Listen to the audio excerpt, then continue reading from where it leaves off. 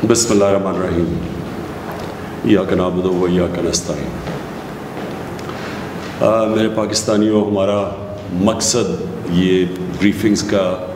जो आवाम के सामने हम करते हैं, उसका मकसद सिर्फ ये है कि कौम को मुसलसल आगाह करें कि ये जो कोरोना का हम मुकाबला कर रहे हैं, इस पे गवर्नमेंट का मौक़िफ़ क्या है, अभी क्या कर रहे हैं और आगे क्या करने जा रहे हैं। जिस तरह सारी दुनिया में ये एक न्यूज़ के ऊपर सिर्फ एक ही चीज़ है, कोरोना।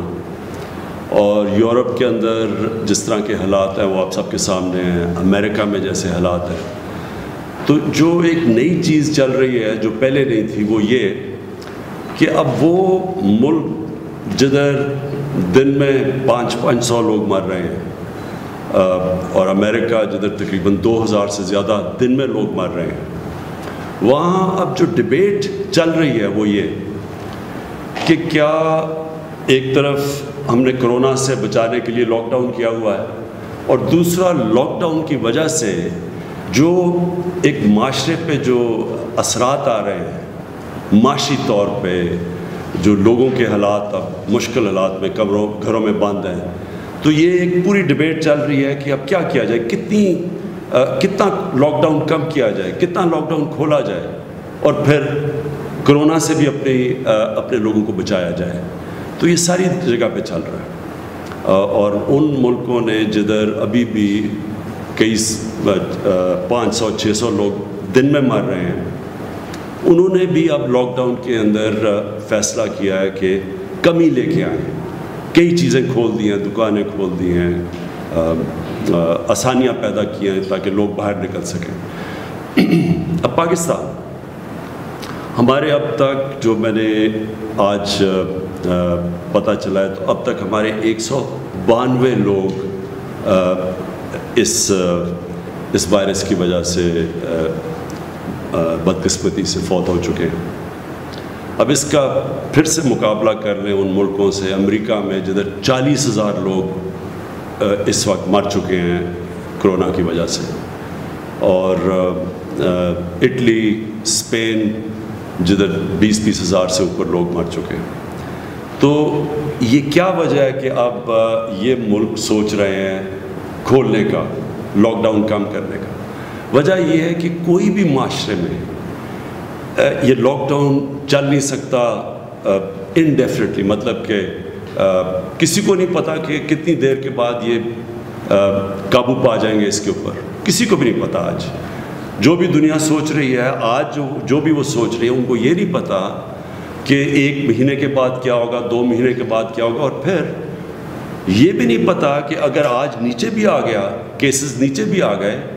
तो ये भी नहीं पता कि 1 महीने के बाद फिर ऊपर जा सकते हैं। तो इसलिए सारी अब कौमें सोच रही हैं कि हमें एक तरफ तो लोगों को लॉकडाउन करके बचाना है इस वायरस से, लेकिन दूसरी तरफ अब वो सोच रहे हैं कि हम कैसे हालात भी उस तरफ लेके जाएं कि हमारी मुल्क चलना शुरू हो। तो मैं अब पाकिस्तान का आपको बताता हूँ कि हमने फ़ैसला किया कि सीमेंट इंडस्ट्री से शुरू करें, और पहले वो हमने खोली सीमेंट इंडस्ट्री, फिर हमने कंस्ट्रक्शन अब खोल दी है, और हम अब सोच रहे हैं कि आहिस्ता आहिस्ता, और यहाँ हमादा सर बैठे हुए जो इंडस्ट्रीज़ के मिनिस्टर हैं, और ये मैं आपको बताऊँ कि हमारे जो सुबह मीटिंग होती है, असद उमर करते हैं, ये जो हमारा नेशनल सेंटर बन चुका है कमांड एंड ऑपरेशन का, इसके अंदर सारे सूबों से डिस्कस करके तो अब हम इसको आगे बढ़ा रहे हैं कि हम कैसे अपने मुल्क को आगे चला सकते हैं। मैं फिर से आप सबको बता दूं कि बाकी मगरब में, यूरोप में, अमेरिका में उनको मसला अपनी इकॉनमी को ठीक करने का। हमारा मसला ये है कि हमारी इकॉनमी जिस तरह मुश्किल में अब फंस गई है और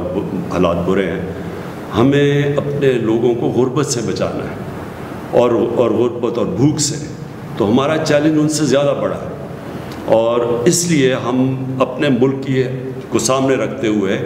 ये मुसलसल आपस में डिबेट कर रहे हैं कि हम कैसे अपने लोगों के लिए आसानियाँ पैदा कर सकते हैं। تو اس کے بعد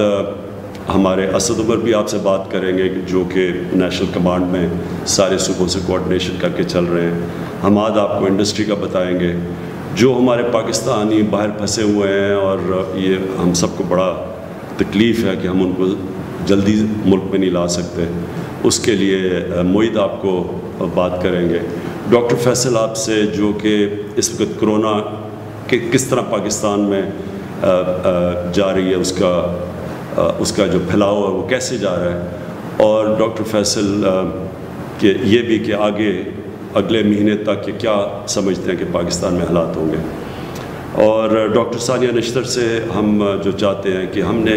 جو کوشش کر رہے ہیں کہ اپنے احساس پروگرام کے ذریعے لوگوں کو زیادہ سے زیادہ لوگوں تک پہنچے جو متاثر ہوئے ہیں اس لاک ڈاؤن کی وجہ سے. تو اس میں جو ہم ڈونرز ہیں, ہمارے بڑے لوگ خیرات کرنا چاہتے ہیں لیکن ان کو یہ نہیں سمجھ کہ ہم کدھر مدد کر سکتے ہیں. تو ہم ایک پورا وہ جو پورٹل اپنا احساس راشن پورٹل جو ہم اب لانچ کیا ہے, احساس راشن پورٹل, اس کا مقصد یہ ہے کہ جو لوگ دینا چاہتے ہیں غریبوں کے لیے, جو خیرات دینا چاہتے ہیں, جو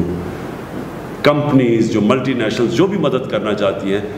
ایک طرف وہ دینا چاہتی ہیں اور دوسری طرف ہم جو مستحق لوگ ہیں ان کا پورا ڈیٹا اکٹھا کر رہے ہیں. اور اس کے اندر جو بڑا اس کو متنازع کیا جا رہا ہے جو ٹائیگر فورس ہے ہماری, اس ٹائیگر فورس یہ ایک رضاکار فورس ہے, ان کو کسی کو پیسے نہیں ملیں گے. ایک تو مجھے اپنی اپوزیشن پہ کئی دفعہ حیرت ہوتی ہے, وہ ہر جگہ سمجھتے ہیں کہ کوئی پیسہ انوالوڈ ہے. یہ رضاکار فورس ہے, یہ پیسے نہیں, یہ ملک میں جذبہ رکھ کے آئے ہیں یہ لوگ, یہ ہماری مدد کریں گے. یہ جن پہ ہم نہیں پہنچ سکتے یہ وہاں جا کے لوکیٹ کریں گے کون سے لوگ ہیں جو مستحق ہیں, اور ان کو بھی پورٹل پہ ڈالیں گے. ان کو کام ہوگا, پیسے ان کو نہیں دیں گے, یہ ان کو پورٹل پہ ڈالیں گے. یہ جو ہمارا بن رہا ہے, جو کوآرڈینیٹ کرے گا, جو کنیکٹ کرے گا, جو بھی پیسے جو بھی راشن دینا چاہتا ہے, اور جو مستحق لوگ ہیں یہ صرف ان کو اکٹھا کریں گے. کوئی اس میں یعنی صرف یہ سمجھنے کی بات ہے کہ اس کے اندر یہ جو ہماری رضاکار فورس ہے یہ صرف ملک میں مدد کرے گی تاکہ یہ اثرات جو لاک ڈاؤن کے ہیں یہ بڑے لوگوں کے اوپر, خاص طور پہ جو ہمارا کمزور طبقہ ہے اس کے بڑے مشکل حالات ہیں, تو ان کی مدد کے لیے. میں دوسری چیز جو بات کرنا چاہتا ہے آج, وہ اس کے اوپر بھی کئی جگہ کے اوپر بات کی جا رہی ہے کہ باقی مسلمان دنیا میں مسجدیں بند کر دی ہیں, تو پاکستان میں کیوں نہیں ہم نے مسجدیں بند کی. سب سے پہلے تو میں یہ کہنا چاہتا ہوں کہ دیکھیں ہم ایک آزاد قوم ہیں. مجھے بڑا برا لگا جب میں نے دیکھا کہ ہماری پولیس ڈنڈوں سے مار رہی ہے جو لوگ لاک ڈاؤن کو توڑ رہے تھے. کئی شہروں کے اندر ڈنڈے مار رہی ہے لوگوں کو. اور پھر میں نے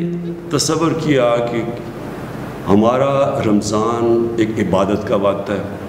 ہماری قوم مسجدوں میں جانا چاہتی ہے, عبادت کا ایسا ٹائم ہے کہ لوگ اللہ کے قریب, اور لوگوں کا ذہن بنا ہوا اس طرف.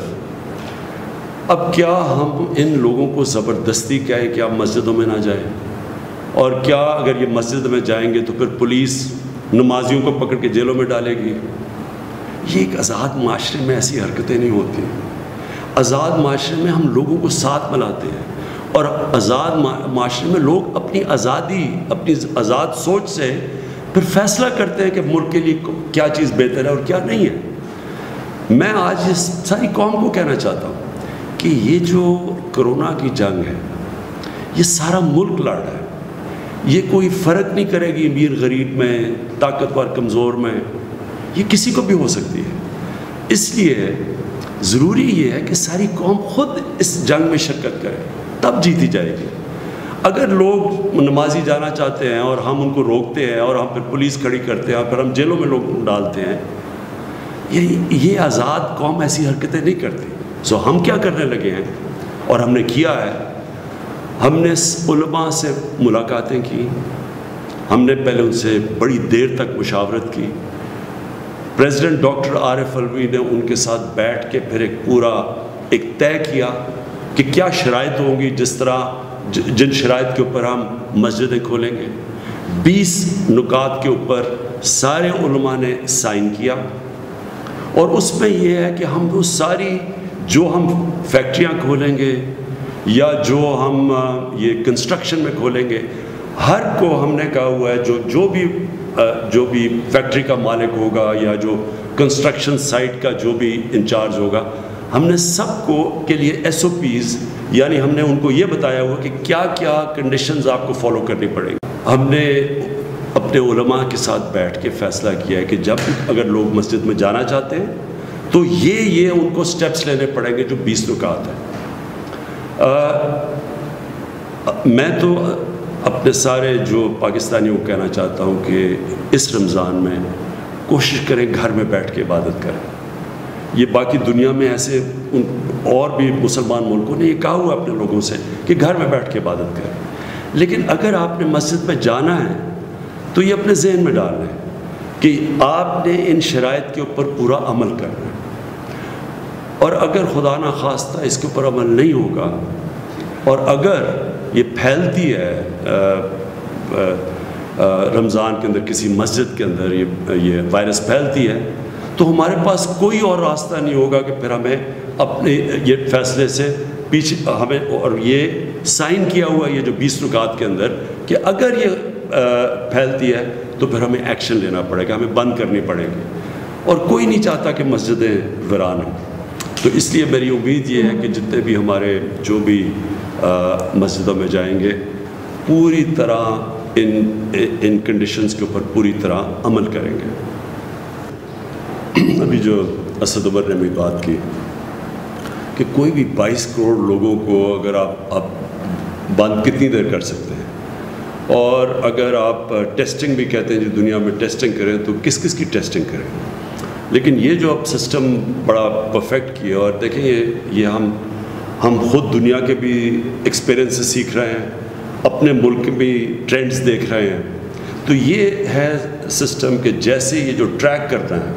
اور پھر ان کو آئسولیٹ کرنا ہے، ہماری کامیابی اس میں ہوگی. اور یہ جب میں پھر سے دہراتا ہوں کہ ٹائیگر فورس کے اوپر پتہ نہیں یہ کیا اپوزیشن، مجھے نہیں سمجھ آئی کہ اس کے اوپر کیا اعتراض ہے، کیونکہ رضاکار تو انگلینڈ کے اندر بھی انہوں نے 2.5 لاکھ رضاکار انہوں نے اکٹھے کر لیے ہیں، جبکہ ان کے آپ سب جانتے ہیں کہ ان کے سسٹمز کیسے ہیں، ان کی ادارے کیسے مضبوط ہیں ہمارے مقابلے میں، اور انشاءاللہ ایک دن ہم ان سے بھی بہتر ہو جائیں گے. لیکن رضاکار کا تو اس لیے ضرورت ہے کہ جب آپ ٹریک کریں گے لوگوں کو، یہ جو ٹریک کرنا ہے وہ آپ کی ایڈمنسٹریشن کیا کرے گی، انہوں نے ملک بھی چلانا ہے، ایڈمنسٹریٹ بھی کرنا ہے. تو اس لیے رضاکار کی بھی ضرورت ہے، لیکن ہم ساری قوم کی جتنے بھی ادارے ہیں، فوج ہے، ہماری ایڈمنسٹریشن ہے، پولیٹیکل لوگ ہیں، ہم سب کو انوالو کریں گے. لیکن رضاکار کا مقصد ایک یہ ہوگا، اور دوسرا ثانیہ جو آپ بریفلی ایکسپلین کر دیں کہ یہ بھی جب ہم یہ پورٹل جو لانچ کر رہے ہیں اس کا مقصد یہ ہوگا کہ ایک طرف وہ لوگ جو مستحق ہیں جن کو ہم مس کر چکے ہیں، اور اس وقت کیونکہ ہم نے لاک ڈاؤن کیا، لاک ڈاؤن کی وجہ سے اب بہت ہر طبقے کے اندر ہر علاقے میں لوگ متاثر ہیں اس وقت. تو گورنمنٹ تو سب تک نہیں پہنچ سکتی، ہمارے پاس تو ڈیٹا بھی اتنا نہیں ہے. تو ادھر ہمیں یہ رضاکار بھی چاہیے ہوں گے جو کہ آگے بتائیں، آپ کے پورٹل میں جائیں کہ جی یہ محلہ ہے، یہ علاقہ ہے، یہاں لوگ مستحق ہیں، تاکہ جو بھی جو ڈونرز ہوں جو خیرات کرنا چاہتے ہوں ان کو پھر ہم اکٹھا کر دیں دونوں کو. پھر سے ریپیٹ کر دوں کہ جب زلزلہ آیا تھا اور اس کے بعد جب فلڈ آیا تھا تو میں یہ دیکھتا تھا کہ ایک ہی جگہ سب لوگ پہنچ جاتے تھے. جب زلزلہ آیا تو میں اگلے دن بالا کوٹ گیا، کیونکہ سب نے کہا بالا کوٹ میں بہت بڑا تباہی مچی ہے. تو مجھے یاد ہے کہ بالا کوٹ کا 3 میل کا ایک ٹریفک جیم ہوا تھا، کیونکہ سب ہی وہاں پہنچ گئے بالا کوٹ. اور پھر ہمیں بعد میں پتہ چلا کہ کئی علاقے تھے جدھر بیچارے لوگ اتنا برا حال تھا کہ وہ ٹرک لوٹنے شروع کر دیے تھے، انہوں نے اتنے بھوکے تھے. تو تب میں نے سوچا، اور پھر فلڈ میں بھی یہی ہوا وہاں کئی جگہ لوگ راشن بیچنا شروع ہو گئے، اتنا زیادہ پہنچ گیا، اور دوسری طرف لوگ بھوکے تھے۔ تو تب میں نے یہ سوچا تھا کہ ایک ایسا ہمارے پاس ایک گورنمنٹ کا کام ہے کہ وہ یہ جتنے بھی، اور اس ملک میں بہت لوگ خیرات دیتے ہیں، تو ان ساروں کو جو مستحق لوگ ہیں، اور ہمارے پاس جس طرح انہوں نے کہا کہ ہمارے پاس نادرا کا ڈیٹا بیس ہے، ہم ویریفائی کر سکتے ہیں کہ واقعی وہ مستحق ہے یا نہیں، اور دوسری طرف جو لوگ دینا چاہتے ہیں تو ہم ان کو اکٹھا کر دیں گے۔ گورنمنٹ کا کام نہیں ہوگا پیسے اکٹھے کرنا،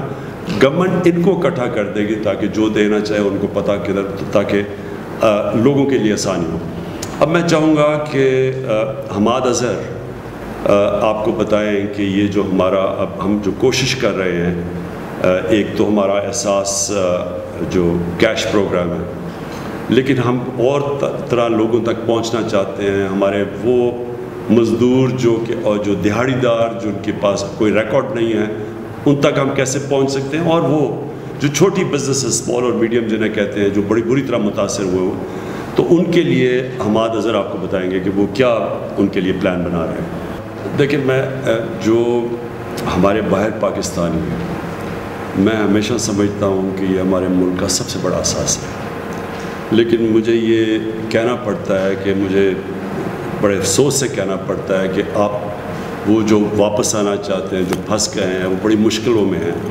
اب مجھے اپنی لیبر کا احساس ہے، کیونکہ ان ملکوں کے اندر جدھر یہ مڈل ایسٹ میں ہمارا لیبر گیا ہوا ہے، ادھر اس لاک ڈاؤنز، وہاں لاک ڈاؤنز کی وجہ سے وہ بے روزگار ہو گئے ہیں، اور وہ آنا چاہتے ہیں واپس۔ مشکل یہ ہے کہ اس وقت ہمیں خوف یہ ہے، اور ہمارے صوبوں کو یہ خوف ہے کہ اگر یہ ایک دم واپس آئیں گے تو یہاں نہ ہم اتنے زیادہ ہمارے پاس فیسلٹیز کوارنٹین کی نہیں ہوگی، اور بڑھانے کی کوشش کر رہے ہیں، تو ڈر یہ ہے کہ یہاں نہ پھیل جائے اور نہ پھیل جائے۔ تو اس لیے ہم پوری احتیاط کر رہے ہیں، لیکن میں آپ کو یقین دلاتا ہوں کہ ہمیں پورا احساس ہے۔ سارا وقت ہم یہی سوچ رہے ہوتے ہیں کہ ہم کیسے زیادہ اپنے پاکستانیوں کو واپس لے کے آئیں۔ آخر میں صرف پھر سے اپنی قوم کو ایک چیز کا احساس دلوانا چاہتا ہوں کہ جب بھی مشکلات آتی ہیں کسی قوم کے اوپر، تو اس قوم کا ایک امتحان ہو جاتا ہے، اور یہ جو اس وقت یہ جو کرونا وائرس ہے، یہ دنیا میں جس طرح پھیلی ہے، ہر ملک کا امتحان ہے۔ اور آپ دیکھ رہے ہیں، کیونکہ اب تو ٹی وی کے اوپر ساری دنیا میں کرونا کے اوپر ہی سارے پروگرام ہوتے ہیں، آپ دیکھ رہے ہیں کہ دنیا کے ملک کیسے اس کا مقابلہ کر رہے ہیں۔ اور میں جب بھی اللہ کرے جب بھی یہ وائرس کنٹرول ہوتی ہے یا دنیا اس کو فتح کر لیتی ہے، تو دیکھا یہ جائے گا کہ ہر ملک نے اپنے وسائل کے اندر رہتے ہوئے کیسے اس کا مقابلہ کیا۔ انسانی معاشرے میں اور جانوروں کے معاشرے میں کیا فرق ہے؟ انسانی معاشرہ ہوتا ہی وہ ہے جس میں انسانیت ہے، یعنی کہ وہ فکر کرتا ہے کمزور طبقے کی، وہ طاقتور، جس طرح مدینہ کی ریاست میں لوگوں کو بار بار یہ یاد کرواتا ہوں کہ مدینہ کی ریاست کی سب سے بڑی خوبصورتی کیا تھی؟